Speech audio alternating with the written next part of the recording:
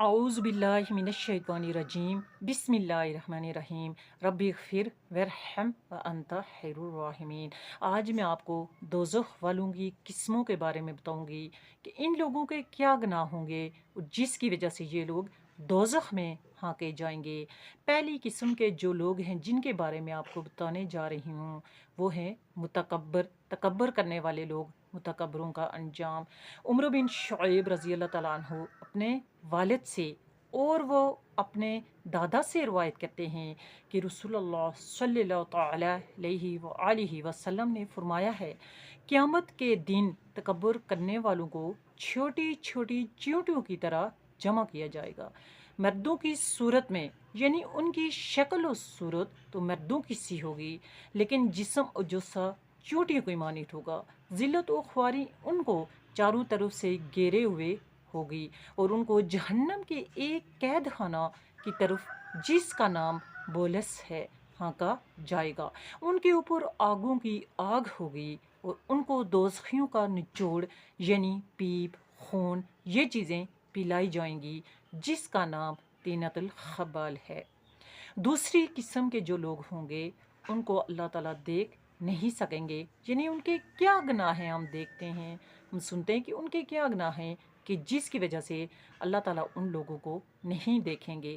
دوسری قسم کے جو لوگ ہوں گے، دوزخ والوں کی دوسری قسم کی لوگوں کی جو قسمیں ہیں، حضرت ابو ہریرہ رضی اللہ تعالیٰ عنہ کہتے ہیں کہ رسول اللہ صلی اللہ تعالیٰ علیہ وآلہ وسلم نے فرمایا ہے، دوزخ والوں کی دو قسمیں ہیں جن کو میں نہیں دیکھوں گا۔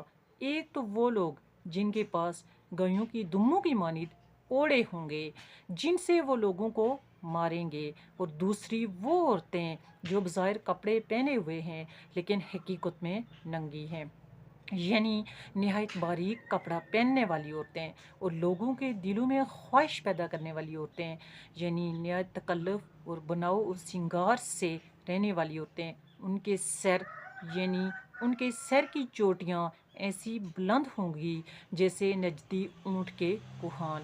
یہ عورتیں نہ تو جنت میں داخل ہوں گی نہ جنت کی بو پائیں گی، اور جنت کی خوشبو اتنی دور سے آتی ہے، یعنی بہت دور کی مسافت سے۔ استغفار، اللہ پاک ہم سب ماؤں بہنوں بیٹیوں کو ایسے گناہوں سے بچنے کی توفیق دیں۔ اور تیسری قسم کے جو لوگ ہوں گے ان کے کیا گناہ ہوں گے کہ جس کی وجہ سے یہ لوگ جہنم کی طرف ہانکے جائیں گے۔ سود خوروں کا انجام۔ رسول اللہ صلی اللہ علیہ وآلہ وسلم نے فرمایا کہ معراج کی رات میرا گزر ایک قوم پر ہوا جن کے پیٹ گڑھوں کی مانند تھے، یعنی کہ اتنے بڑے ان کے پیٹ تھے کہ جتنے بڑے گڑھے ہوتے ہیں، یعنی بڑے بڑے، اور ان کے پیٹوں میں سانپ بھرے ہوئے تھے۔ استغفار، جو پیٹوں کے باہر سے نظر آتے تھے۔ میں نے دریافت کیا، جبرائیل علیہ السلام یہ کون ہیں؟ کہا، یہ لوگ سود خور۔ استغفار، اللہ پاک ہم سب مسلمانوں کو ہر ایک کو ایسے گناہوں سے بچنے کی توفیق اور ہمت نصیب فرمائیں۔ چوتھی قسم کے کون لوگ ہوں گے کہ جن کو دوزخ کی طرف ہانکا جائے گا۔ سعود، آگ کا ایک پہاڑ، یہ آگ کا ایک پہاڑ ہے، اور اس طرف بعض ایسے لوگ ہوں گے جو جہنم کے اس آگ کے پہاڑ کی طرف جائیں گے۔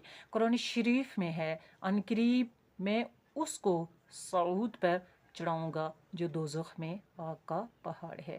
رسول خدا صلی اللہ علیہ وآلہ وسلم نے ارشاد فرمایا کہ سعود آگ کا ایک پہاڑ ہے جس پر دوزخی کو 70 سال تک چڑھایا جائے گا، پھر 70 سال تک اوپر سے گرایا جائے گا، یعنی 70 سال تو وہ اوپر چڑھا تھا، اب 70 سال تک گرتے گرتے نیچے پہنچے گا اور ہمیشہ اس کے ساتھ ایسا ہی ہوتا رہے گا۔ استغفار، اللہ پاک ہم سب کو ان دوزخ والوں کی قسموں سے اور دوزخ والوں کے ان کاموں سے، اس طرح کے کاموں سے بچنے کی توفیق نصیب کریں، ہمت نصیب کریں۔ یہ سب ایسے ہی ہوتا ہے کہ اللہ پاک ہم سب مسلمانوں کو توفیق دیں، ہمت دیں، اور اللہ پاک ہمیں سیدھے راستے پہ دکھائیں، سیدھے راستے پہ چلائیں، ہدایت کے راستے پہ چلائیں، نیک راستے پہ چلائیں، ایسے گناہوں سے بچنے کی توفیق نصیب کریں اور اپنی فرما برداری نصیب کریں اور حضور کی سنت پہ چلنے کی توفیق نصیب کریں۔